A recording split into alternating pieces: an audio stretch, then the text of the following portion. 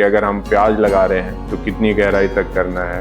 अनिकेत जी, जैसे हम लोग देखते हैं कि खरपतवार ये बहुत गंभीर समस्या है आजकल फार्मर के लिए। तो अगर हम प्याज की बात करें तो उसमें कौन कौन से खरपतवार आते हैं? आपकी जो पद्धति है इसमें ये मैं अगर बदलाव करूंगा तो मुझे ये फायदा हो सकता है। मैंने पिछले साल एक 10 गुंठे में मशीन से प्याज लगा के देखा। अभी हम थोड़ी बीमारी के ऊपर बात करेंगे जो कि बहुत बड़ी समस्या है हमारे किसानों के लिए।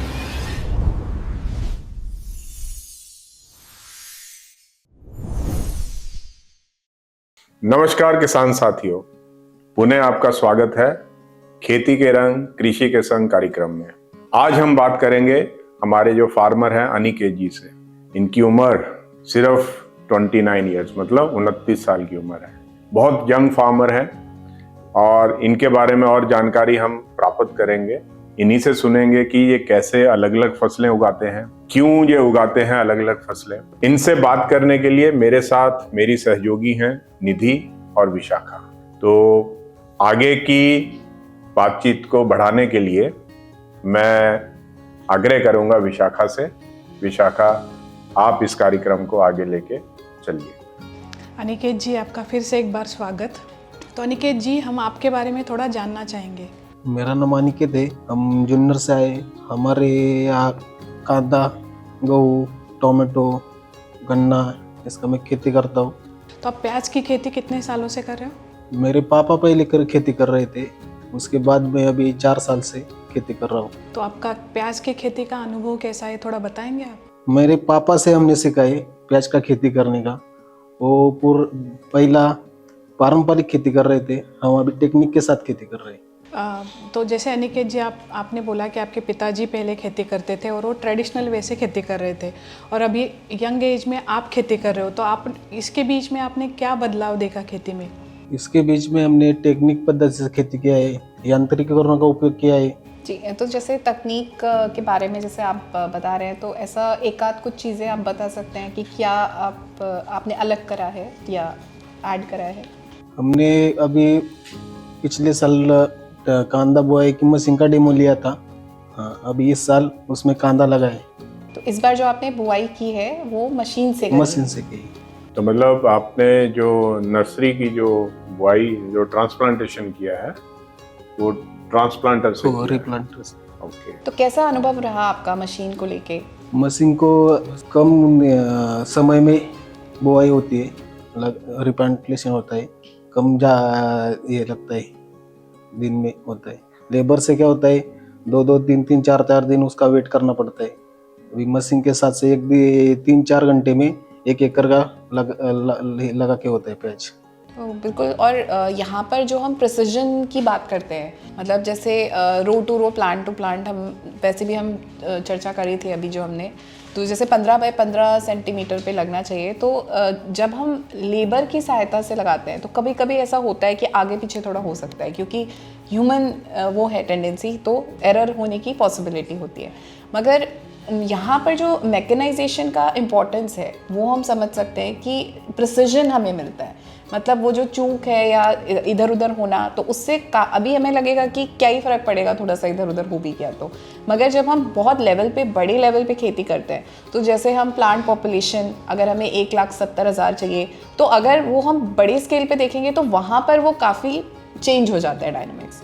तो इसलिए मशीन से जब हम करते हैं तो डेप्थ की चाहे बात करते हैं, चाहे हम दूरी की बात करते हैं, हमारी जो प्लांट पॉपुलेशन होती है, तो वो सब हम मेंटेन कर पाते हैं। और साथ में जो एक समय कम लग रहा है, और मुझे लगता है कि काफ़ी एक करने में भी एक अच्छा लगता है कि हम अब नई पद्धति को अपना रहे हैं, तो वो भी एक बड़ी चीज़ होती है जो जिसे हम कंसिडर कर सकते हैं। तो अभी जैसे अनिकेत जी आप बता रहे थे कि आपने जो खेती है अपने पिताजी से सीखा, तो अगर आपने जब कुछ बदलाव करने का कोशिश किया तो पिताजी को आपने कैसे समझाया कि अपने को ये बदलाव करना चाहिए? क्योंकि अगर आप किसी चीज़ में बदलाव करने की कोशिश करते हैं तो सबसे पहले अपने को उसका, जो हमारे बड़े हैं घर में बुजुर्ग हैं, उनसे अपने को एक परमिशन लेना पड़ता है। तो आपने अपने पिताजी को कैसे मनाया कि मेरे को ये बदलाव करना है खेती में, कि आप जो है आपकी जो पद्धति है इसमें ये मैं अगर बदलाव करूंगा तो मुझे ये फायदा हो सकता मैंने पिछले साल एक 10 गुंठे में मशीन से प्याज लगा के देखा, पिताजी को वो ये किया। बाद में इस साल पिताजी ने मेरे को वो प्याज लगाने का बोले कि मशीन से लगाने का प्याज। तो मतलब आपने ये बताया कि आपने एकदम से सब कुछ बदलाव नहीं किया, तो आपने एक छोटा जो है एरिया पकड़ा और उसमें आपने बदलाव करके अपने हिसाब से अपनी पद्धति से आपने काम किया और फिर पिताजी को लगा कि हाँ जो अनिकेत जो कर रहे हैं उसमें फायदा हो सकता है, तो उसके बाद फिर उन्होंने खुद से आपको बोला कि अनिकेत अपने को अभी अपनी पूरी जितनी भी अपने को प्याज की खेती करनी है, 2 एकड़ में करते हैं प्याज की खेती, अभी 4.5 एकड़ मेरा। तो अभी आप 4.5 एकड़ में खेती करते हैं, तो 4.5 जो एकड़ का जो खेती है तो आप अपनी पद्धति से अभी आप कर रहे हैं। अनिकेत जी, जैसे हम लोग देखते हैं कि खरपतवार ये बहुत गंभीर समस्या है आजकल फार्मर के लिए, तो अगर हम प्याज की बात करें तो उसमें कौन कौन से खरपतवार आते हैं? उसमें कांग्रेस की दिक्कत आती है ज़्यादा, कांग्रेस की, और लोहड़ा रहते उसका भी ज़्यादा दिक्कत आता है।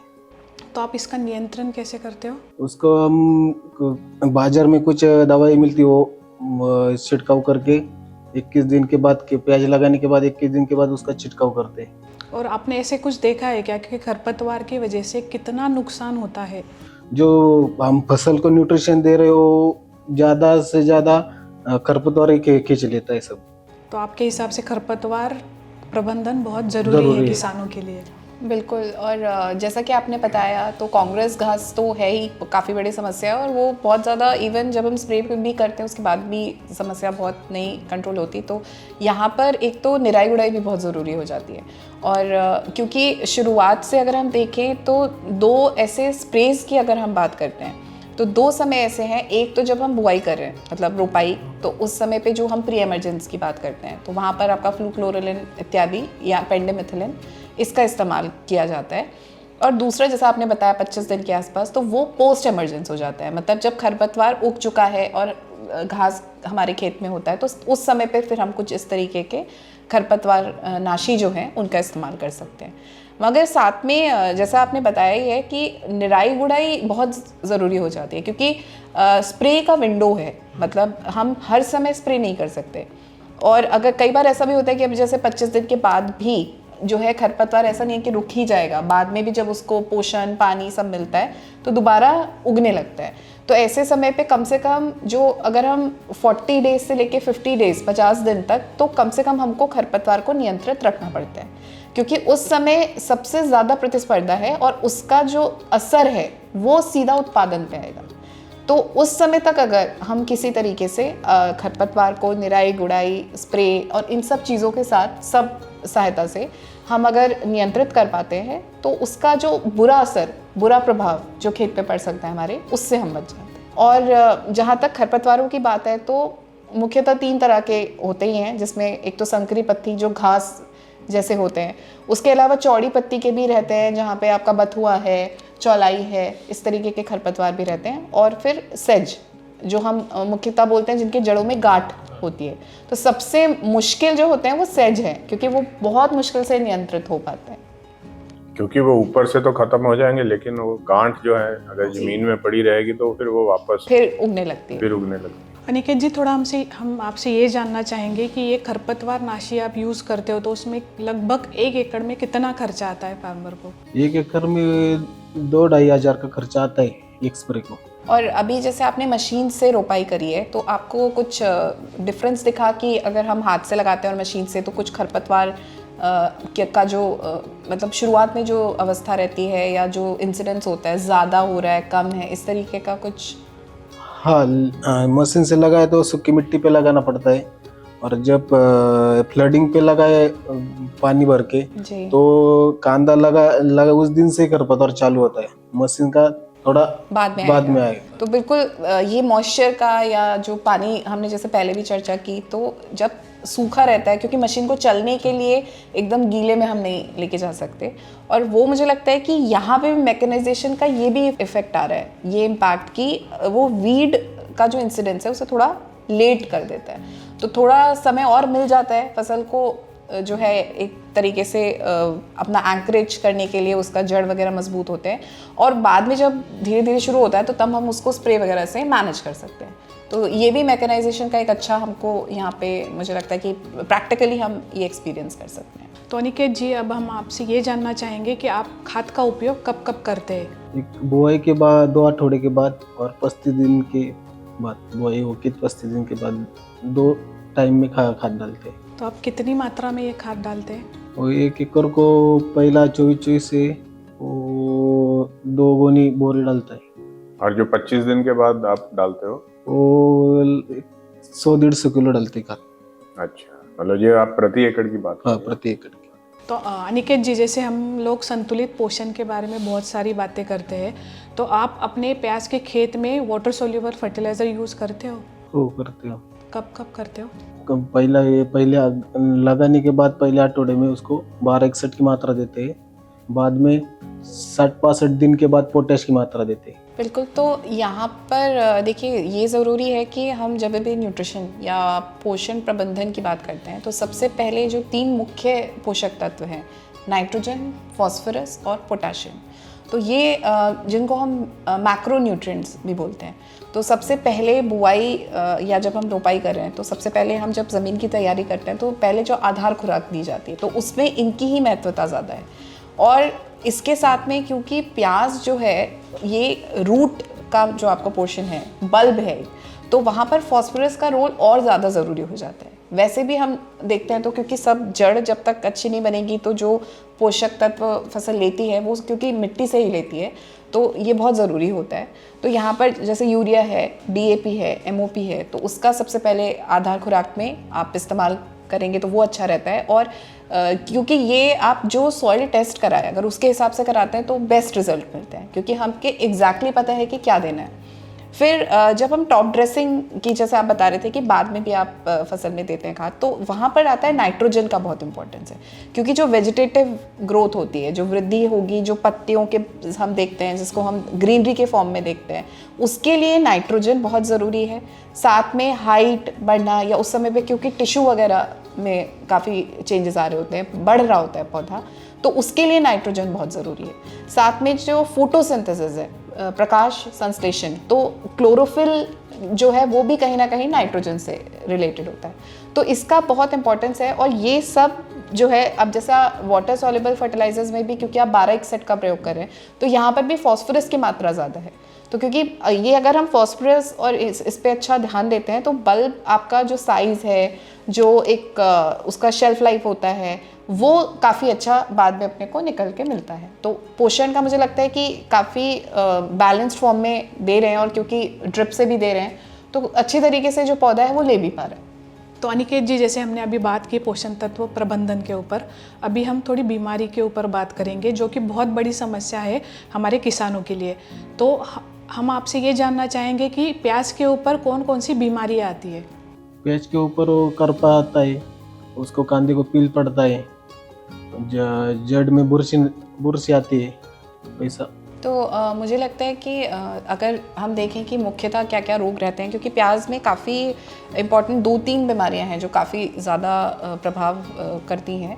और शुरुआत में जब हम जैसे सीडलिंग लगाते हैं तो डैम्पिंग ऑफ काफ़ी जल्दी आता है, तो एक तो वो शुरुआती अवस्था में आता है, और उसमें होता है क्या है कि जब पौध के रूप में होती है अपनी जो फसल है, तो उस समय पर भी कई बार जड़ों में, क्योंकि ये सॉइल बॉर्न एक डिजीज़ है, तो मतलब इसका जो पैथोजन होता है या जो कारण है इसका, वो ज़मीन में रहता है। और जब हम उसमें फसल लगाते हैं तो जब वो सूटेबल कंडीशंस होती हैं तो वो जो है डिजीज़ आ जाती है, जिसमें आपको लक्षण ऐसे दिखेंगे कि विल्टिंग होने लगेगी सडन सीडलिंग्स में, तो ये मोस्टली डैम्पिंग ऑफ है। और ये और भी जो वेजिटेबल्स की अगर हम बात करते हैं तो उनमें भी हमें देखने को मिलता है। इसके अलावा मुख्यतः अगर हम प्याज में देखें तो पर्पल ब्लॉच, ये काफ़ी गंभीर बीमारी है, और ये फंगस ऑल्टरनेरिया जो हम बाकी जैसे हमने आलू के में भी बात करी, तो जो ब्लाइट की हम बात करते हैं, जो अर्ली ब्लाइट स्पेसिफिकली होती है, तो वही जो है कवक की वजह से इसमें होता है ये रोग। और उसमें आपको सिम्टम्स कैसे दिखेंगे कि पत्ती के ऊपर आपको ऐसे धब्बे बड़े बड़े, जिसे हम ब्लॉच बोलते हैं, वो होते हैं, और क्योंकि उसका हल्का हल्का पर्पल कलर के होते हैं तो इसका नाम भी है पर्पल ब्लॉच।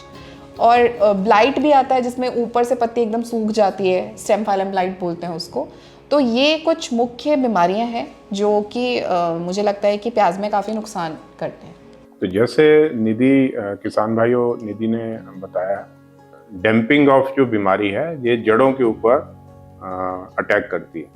जड़ों के ऊपर अटैक करने के बाद जो जड़ें हैं, क्योंकि अगर हम बात करें कि फाउंडेशन की, अगर हम बात करें प्लांट की, तो प्लांट का जो फाउंडेशन है वो जड़ें होती हैं। अगर जड़ें ही कमजोर हो गई या बीमार हो जाएं तो उसकी वजह से पूरे का पूरा जो प्लांट है, जो बिल्टिंग बोला, बिल्टिंग मतलब होता है सिकुड़ना, सूख जाना, तो उस तरह के जो सिम्टम है, उस तरह के लक्षण जो है वो दिखते हैं कि जैसे ही हमने पौध को खेत में लगाया तो अपने को ये समझ आता है कि वहां पे उस पौधे में जो जड़ों की जो बीमारी है, डैम्पिंग ऑफ जिसको हम बोलते हैं साइंटिफिकली, वो हो गया। दूसरा उन्होंने बताया ब्लॉच। ब्लॉच होता है कि जैसे कभी कागज के ऊपर स्याही गिर गई या कहीं पे कागज के ऊपर हमने एक पेन रखा और कंटिन्यू, जैसे पहले स्याही वाले पेन आते थे, तो वहां पे उसका एक धब्बा बनना शुरू हो जाता था। तो उसी तरह से जो इसका जो ऊपरी भाग है, यहाँ पे ब्लॉच मतलब उस तरह के जो धब्बे हैं वो दिखने शुरू होते। इस तरह से अपने को समझ आता है कि वहां पे ब्लॉच जो है, देवी जो है, फंगस की ही बीमारी है, और जो डैम्पिंग ऑफ है वो भी एक फंगस से होता है। और अगर अपने को डैम्पिंग ऑफ से बचाना है तो उसके लिए हम, जैसे पीछे वाले पॉडकास्ट में हमने बात किया था कि जब हम ट्रांसप्लांटेशन कर रहे हैं तो अपनी पौध को भी फंगीसाइड से ट्रीट करके अगर हम लगाते हैं तो डैम्पिंग ऑफ की बीमारी से हम अपनी फसल को बचा सकते हैं। तीसरी बीमारी जो बताई है ब्लाइट। ब्लाइट भी जो है एक फंगस से ही बीमारी होती है। तो किस तरह से ये अलग अलग समय पे अलग अलग हिस्सों के ऊपर असर करती हैं बीमारियां, बट होती है फंगस की। तो इसलिए ये बहुत महत्वपूर्ण बात हो जाती है कि अगर हम सीड ट्रीटमेंट करें, मतलब बीज उपचार करें फंगस से, फंगीसाइड से, तो हम इन तीनों बीमारियों से बच सकते हैं। साथ ही साथ जैसे हम रोपण कर रहे हैं या ट्रांसप्लांटेशन कर रहे हैं, उस समय भी अगर हम फंगीसाइड का घोल तैयार करके अपनी पौध को उसमें भिगो के, उनकी जड़ों को भिगो के और ट्रांसप्लांटेशन करते हैं, तो इन तीनों बीमारियों से हम इस तरह से अपनी फसल को बचा सकते हैं। थैंक यू निधि और सर, आपने जो बताया कि प्याज के ऊपर कौन कौन सी बीमारियां आती है और उनके लक्षण कौन से हैं जो कि हमारे किसानों के लिए फ़ायदेमंद रहेंगे। अभी अनिकेत जी, हम आपसे थोड़ा ये जानना चाहेंगे, ये तो हो गई बीमारी, लेकिन ऐसे कौन से कीट है जो किसानों को ज़्यादा परेशान करते हैं? थ्रिप्स है, लाल कोड़ी है, वो ज़्यादा कांदे प्याज को ये करते हैं, बीमार करते हैं। तो बिल्कुल मुझे लगता है थ्रिप्स तो पहले नंबर पे ही रहेगा जब भी प्याज की बात होती है, और वो बहुत परेशान करता है ये कीट जो होता है। इसके सिम्टम्स अगर मैं बात करूँ तो जो पत्ता होता है उसके ऊपर ऐसा इसको हम सिल्वरी अपीयरेंस भी हो जाता है, मतलब ऐसा लगता है। और क्योंकि थ्रिप्स जो होते हैं वो एक तरीके से रस चूसते हैं, और उसके अंदर आपको ऐसा जब पत्ते के ऊपर आप देखेंगे बहुत नज़दीक से तो आपको ऐसा लैसरेशंस बोलते हैं उनको, तो उस तरीके के सिम्टम्स नज़र आते हैं। और दूर से जब उसे देखते हैं तो सिल्वरी अपीयरेंस होता है, और क्योंकि रस चूसते हैं तो सारा पोषण वगैरह सब ले लेते हैं और धीरे धीरे जो आपका पौधा होता है वो सिकुड़ने लगता है। दूसरा जो रेड स्पाइडर माइट, वो भी बहुत दिक्कत आती है, और स्पेशली क्योंकि ये जब मौसम बहुत हॉट और ह्यूमिड होता है उस समय पर सबसे ज़्यादा समस्या आती है, जो मकड़ी भी बोलते हैं उसको। और रेड स्पाइडर माइट का काफ़ी दिक्कत रहता है। तो ये भी ये हालांकि थोड़ा मतलब इंसेक्ट से अलग होता है, माइट एक अलग तरीके का वो है ऑर्गेनिज्म, और इसीलिए इसमें अगर हम सिर्फ इंसेक्टिसाइड्स का स्प्रे करते हैं तो वो इतना इफेक्टिव नहीं हो पाता। तो यहाँ पर बहुत ज़रूरत है कि आप एक अच्छे माइटिसाइड का यूज़ करें। तो कई बार ये भी समस्या होती है कि हम माइट का दिक्कत होता है, अगर हम सिर्फ इंसेक्टिसाइड का स्प्रे करते हैं तो हमको उतने रिजल्ट नहीं मिल पाते। और साथ में कहीं कहीं पे जो वाइट ग्रब या रूट ग्रब की समस्या आती है वो भी है, और यहाँ पर अगर जो खाद हमने इस्तेमाल की अगर वो अच्छे से विघटित नहीं थी तो आपका वाइट ग्रब जो है आ सकता है खेत में, तो वो भी जो जड़ है बल्ब को पूरा खा जाता है। तो इस तरीके के कुछ कीट है जो है फसल के ऊपर काफ़ी नुकसान कॉज करते हैं। तो किसान भाइयों, यहाँ पे जो ध्यान देने वाली बात है जो निधि ने बताई है कि उसको नियंत्रण करने के लिए आपको इंसेक्टिसाइड नहीं डालना है। मतलब जो इंसेक्ट्स जैसे थ्रिप्स की अगर हम बात करें, उसको आप कंट्रोल करने के लिए इंसेक्टिसाइड डालते हैं। बट जब बात आती है स्पाइडर की या माइट्स की, उनके लिए अलग तरह के केमिकल्स रहते हैं, आते हैं, वो भी इंसेक्टिसाइड की कैटेगरी में है, बट उनको बोलते हैं माइटिसाइड। इसको दो शब्दों के जोड़ से बनाते हैं कि जैसे इंसेक्ट और साइड।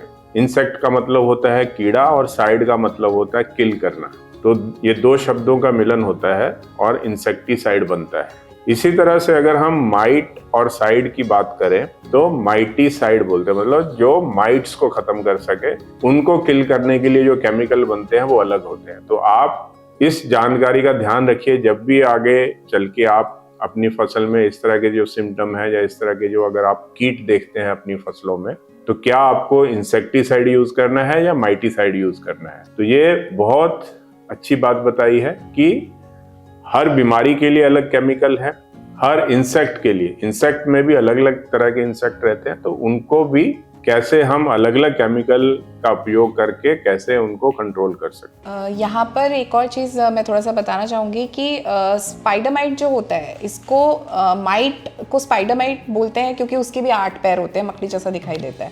मगर जो सिर्फ स्पाइडर या मकड़ी है वो अलग है। तो वो एक तरीके से वो तो अच्छा है क्योंकि वो हमारा मित्र है, जैसे कि वो कीटों को खाता है। मगर स्पाइडर माइट अलग हो गया, तो वो पहचान करनी ज़रूरी है और वो आप आसानी से पहचान सकते हैं क्योंकि वो एक तो रेड जो स्पाइडर माइट होती है दिखने में लाल होती है, और आपको अब थोड़ा सा वो देख अगर मैग्नीफाइंग ग्लासेस से देखेंगे तो आपको एग्जैक्टली दिखाई भी दे जाता है पत्ती के ऊपर।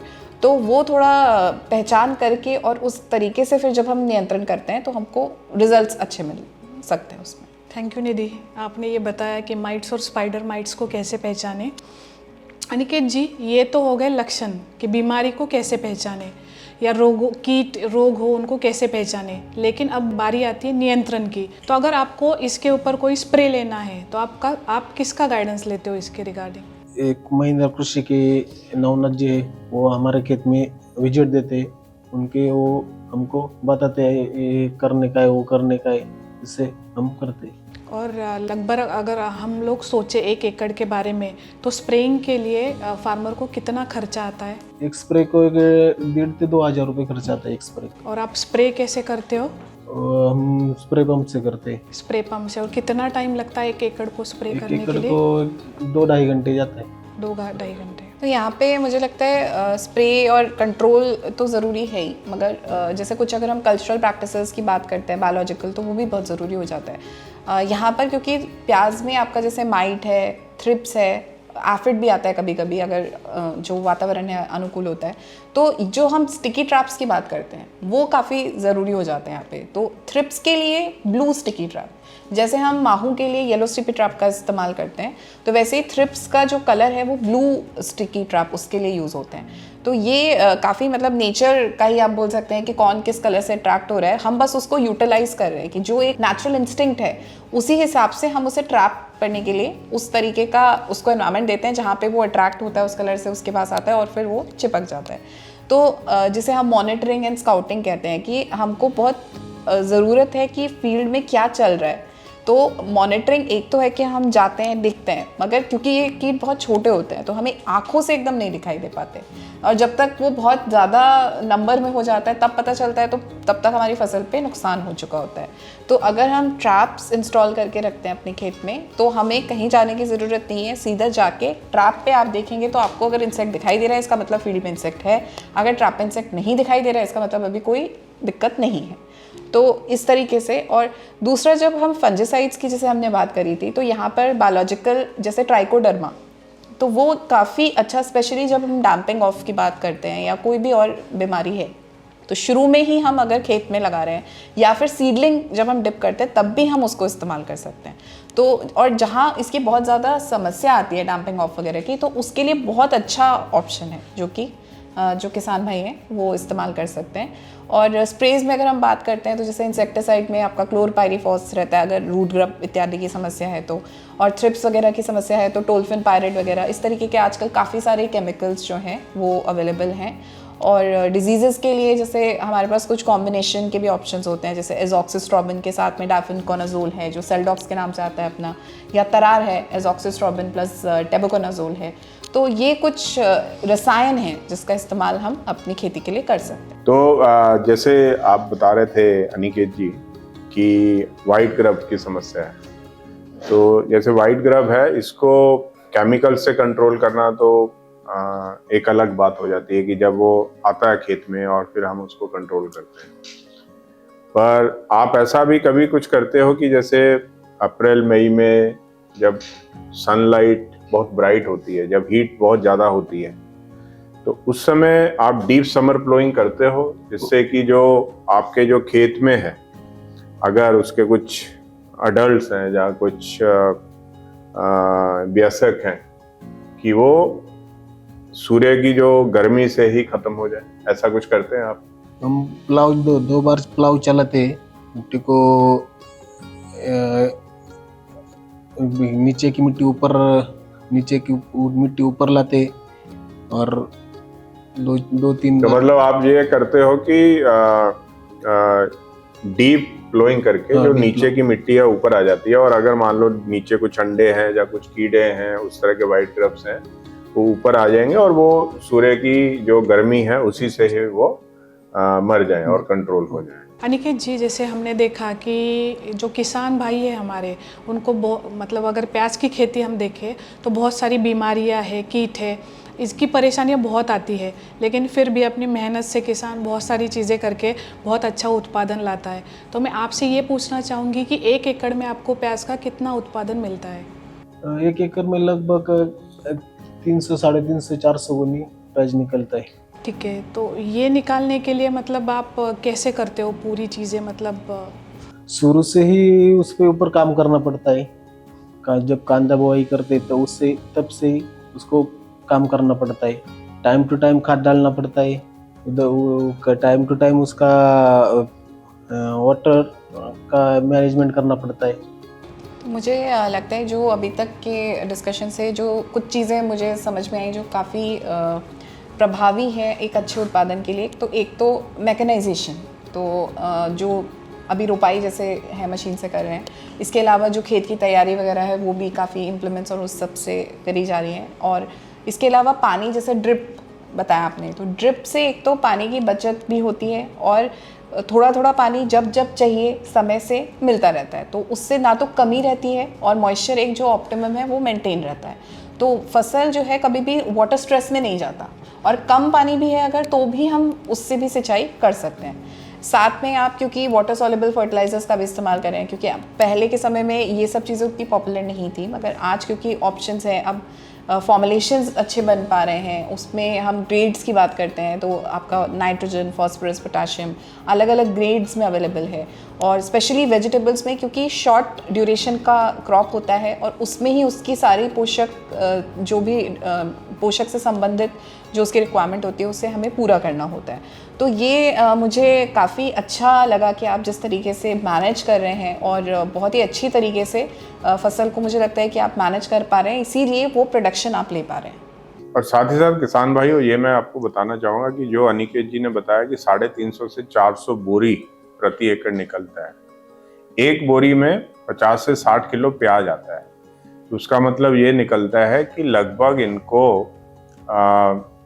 180 से 200 क्विंटल प्रति एकड़ का जो है उत्पादन मिलता है। तो कई बार हम गलत समझ जाते हैं कि 400 बोरी मतलब एक बोरी 100 किलो का, तो 100 किलो नहीं, 50 से 60 किलो उसमें प्याज आता है, और इस तरह से हम उसको 180 से 200 क्विंटल की हम बात करते हैं प्रति एकड़ की। तो अनिकेत जी, ये तो हुई सारी प्याज की बातें, लेकिन खेती से जुड़ी और कोई जानकारी आप हमारे किसान मित्रों से साझा करना चाहोगे? कि मेरे खेत में अलग अलग प्रकार के हमने ये किया है, मक्का बोया है, गेहूँ बोया है, अलग अलग प्रकार की खेती की है। तो थोड़ा मक्के के बारे में आप बताओगे? हाँ, मैंने महिंद्रा का मक्के का लगा है, साइलेज के लिए बहुत डिमांड है उसका हमारे इधर। कितना लगाया है आपने मक्का? 2.5 एकड़ है मेरे पास। तो आपने मतलब कैसे पूरा, मतलब आप बता सकते हो थोड़ा कि मक्के की खेती आप कैसे कर रहे हो? मक्के की खेती हम ट्रैक्टर से ही बुआई करते हैं मक्के की। सरी पे लगाया हमने मक्का। पर एकड़ उसका सीड रेट क्या आपने ये रखा है? हम साइलेज के लिए उसको बेचते हैं, वो पर एकड़ में 18-20 टन का एवरेज निकलता है। ठीक है। और उस मक्के में कौन कौन सी समस्याएं आती है? मक्के में अभी वो लश्कर आले का ज़्यादा समस्या आता है। और बीमारियों में कुछ? ज़्यादा बीमारी मक्के को नहीं है, मक्के को खाली आले कीड़ वही नहीं। तो मक्के में बीमारियां उतनी नहीं होती हैं उतनी खास, और अगर हैं भी तो हम अगर अच्छे से मैनेज कर रहे हैं, जैसे हम ट्राइकोडर्मा का इस्तेमाल कर रहे हैं, सीड ट्रीटमेंट कर रहे हैं, तो उससे हम काफ़ी उसको मैनेज कर सकते हैं। मगर ये कीट की अगर हम बात करते हैं, सबसे ज़्यादा जो मैंने बताया अभी फॉल आर्मीवॉर्म, तो ये मुझे लगता है काफ़ी मुख्य समस्या है। और इसके लिए जैसे कुछ फेरोमोन ट्रैप्स का इस्तेमाल किया जा सकता है। कुछ ऐसे रसायन हैं जैसे आपका क्लोरेंट्रेनिलीप्रोल है, एमामेक्टिन बेंजोएट है, तो इस तरीके के कुछ रसायनों का भी हम इस्तेमाल करें तो काफ़ी रोकथाम हो सकती है इस कीट की। तो देखा किसान भाइयों कैसे अनिकेत जी अपने खेतों में अलग अलग फसलें उगाते हैं। वो सिर्फ ऑनियन या प्याज के ऊपर ही निर्भर नहीं है। उन्होंने ये भी बताया कि वो मक्का लगाते हैं साइलेज करने के लिए, मतलब जिसको हम मक्की का अचार बोलते हैं। वो मक्की का अचार जो है अपनी जो लाइव स्टॉक है, जो अपने एनिमल्स हैं, बुफेलोस हैं, गाय हैं, भैंसें हैं, वो बहुत स्वाद से खाती हैं। जैसे हमको भी अचार अच्छा लगता है, ऐसे अपने जो गाय भैंसें हैं उनको भी अचार अच्छा लगता है।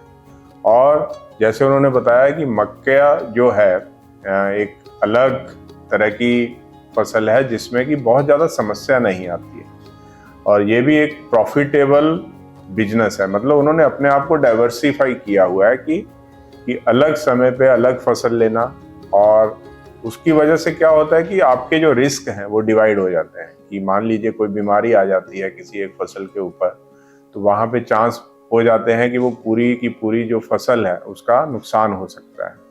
लेकिन अगर आपने अलग अलग फसलें लगा रखी हैं तो एक फसल की बीमारी दूसरी फसल में नहीं लगती है, या एक फसल का कीड़ा दूसरी फसल पे उस समय अटैक नहीं कर पाता है।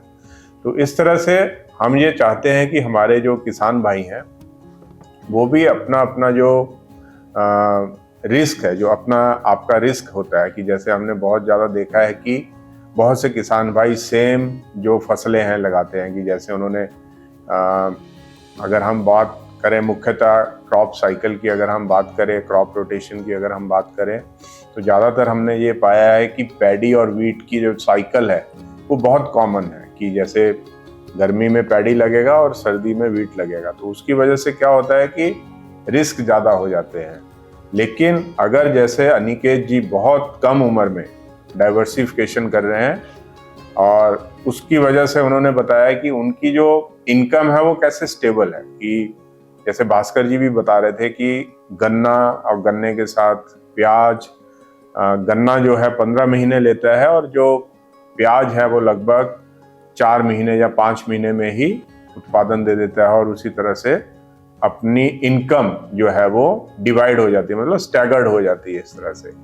तो इन बातों का ध्यान रख के मुझे आशा है कि आप इस जानकारी का उपयोग करके अपनी खेती को और दृढ़ बनाएंगे और अपनी इनकम को बढ़ाएंगे। बहुत बहुत धन्यवाद आप। तो हमारे साथ एक और स्पेशल गेस्ट हैं किसान भाइयों। जैसे भास्कर जी बता रहे थे नवनाथ आते हैं हमारे पास, अनिकेत जी भी बता रहे थे कि नवनाथ आते हैं, तो ये रहे नवनाथ जी हमारे साथ बैठे हैं।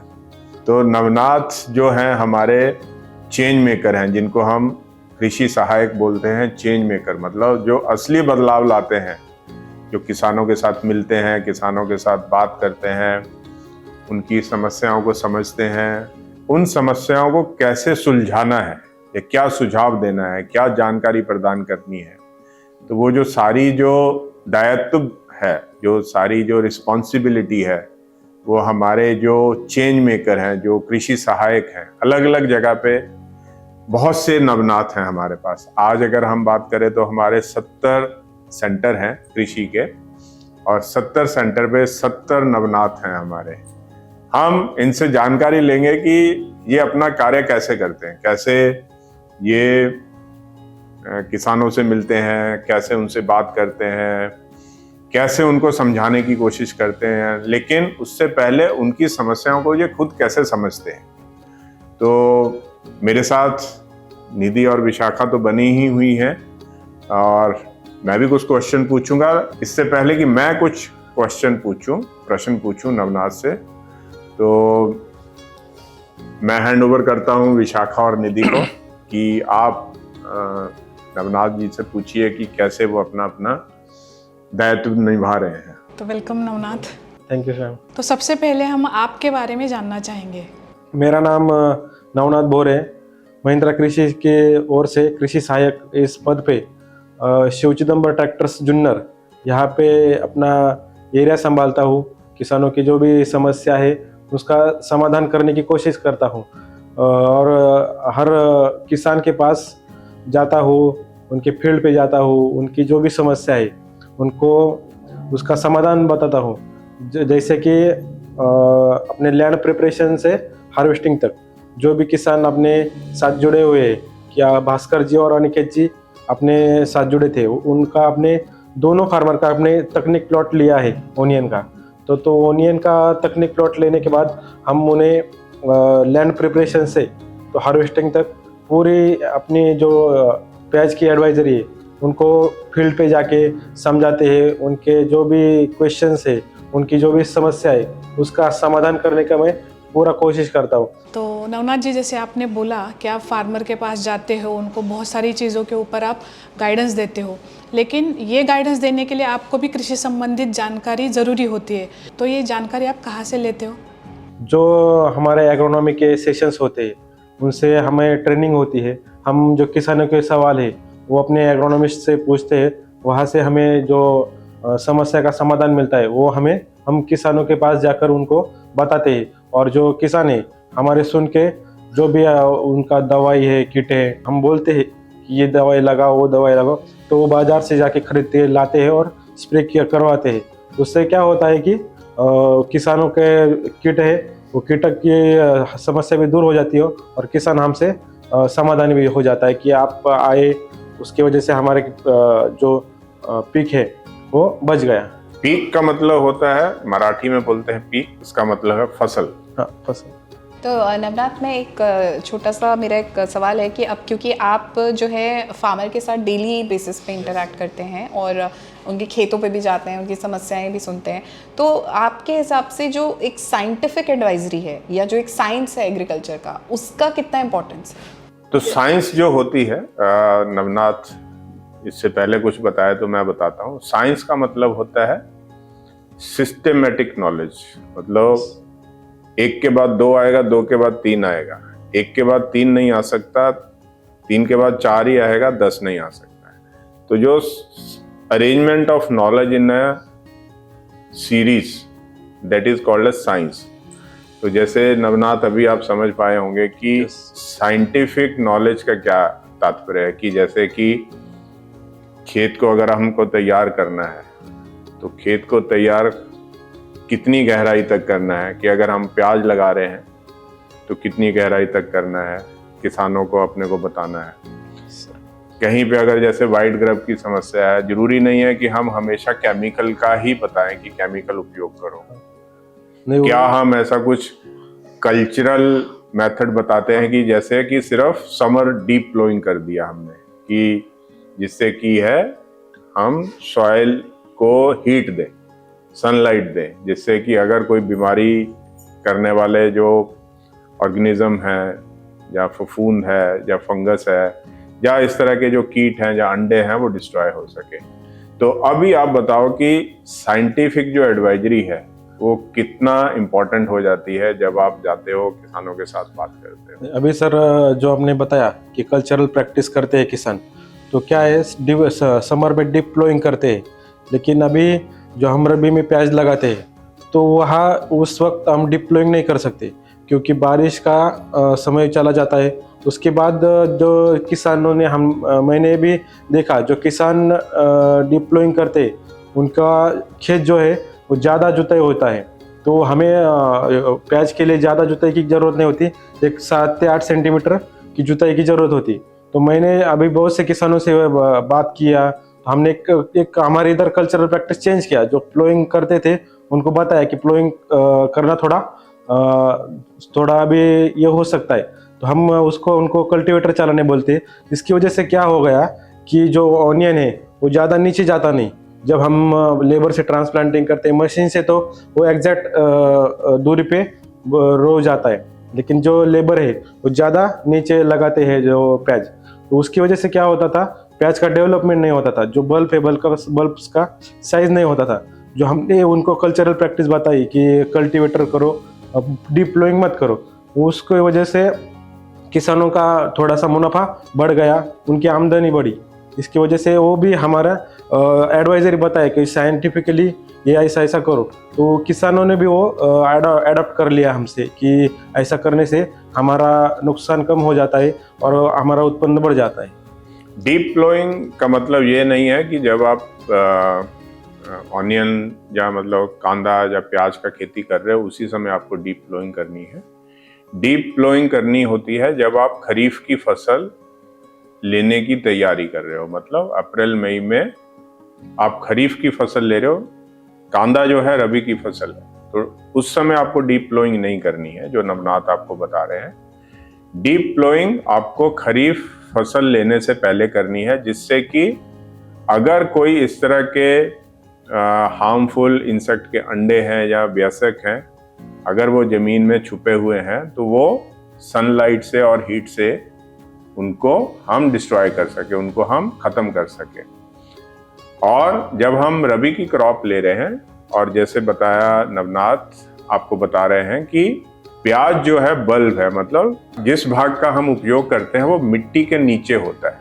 तो मिट्टी के नीचे होने का मतलब ये है कि जितना आप नीचे गहराई में जाते जाओगे उतना उसका जो डेवलपमेंट है वो रुकता जाएगा। क्यों रुकता जाएगा? क्योंकि सॉइल कंपैक्शन ज़्यादा होती है, मतलब मिट्टी के भुरभुरापन नहीं होता है, नीचे जाते जाते वो सॉलिड होती जाती है सॉइल। तो इसलिए 5 से 7 सेंटीमीटर की जुताई जो कि कल्टीवेटर या रोटावेटर से आप तैयारी कर सकते हो, और उसकी वजह से जो है उसको मिट्टी जो है बल्ब के अराउंड जो मिट्टी है, जो कंद के अराउंड जो मिट्टी है वो भुरभुरी मिलेगी, और भुरभुरी होने की वजह से कंद का जो विकास है वो अच्छा होगा, उसका डेवलपमेंट अच्छा होगा, उसका साइज अच्छा होगा। इसका साइज बढ़ने के साथ आपको आपके उत्पादन में फायदा होगा। बिल्कुल, मुझे लगता है कि इसीलिए क्योंकि साइंस से हमें वो आंसर्स मिलते हैं कि क्यों करना है, कब करना है, जो हमें जैसा आपने बताया उत्पादन अगर बढ़ाने में हेल्प करते हैं। और क्योंकि हमारे किसान इतनी मेहनत करते हैं, तो अगर उसी चीज़ को हम थोड़ा सा सही तरीके से या साइंटिफिक तरीके से मैं बोलूँगी अगर करते हैं, तो उसका इम्पैक्ट या उसका जो असर होता है वो उत्पादन पे काफ़ी ज़्यादा होता है। तो ये मुझे लगता है कि काफ़ी एक अच्छी चीज़ है, जो अगर हम आपस में स्प्रेड करें, एक दूसरे को बताएं, तो सबको उससे फ़ायदा हो सकता है। और उसके बाद अभी जो मैकेनाइजेशन है, हम मैकेनाइजेशन भी बता रहे हैं लोगों को, जैसे यानी कि जिन्हें ऑनियन ट्रांसप्लांटर से ट्रांसप्लांटिंग किया, अभी उधर हमारे एरिया में लेबर का बहुत प्रॉब्लम है, लेबर मिल नहीं रहे। इसके लिए वो अभी मैकेनाइजेशन पे लोगों को आना पड़ेगा, क्योंकि लेबर मिल नहीं रहे, तो जो ट्रांसप्लांटिंग का समय है वो ज़्यादा जा रहा है। इसकी वजह से कई किसानों का 10 दिन 20 दिन डिले हो जाता है। तो डिले हो जाने के बाद मौसम अच्छा नहीं मिलता, तो उनका भी डेवलपमेंट नहीं होता, उनका पौधे का सशक्तिकरण नहीं होता, तो उसकी वजह से भी उत्पादन में कमी आ सकती है। तो वो भी हम ज़्यादा से ज़्यादा किसानों के साथ बात कर रहे हैं कि आप मैकेनाइजेशन करो।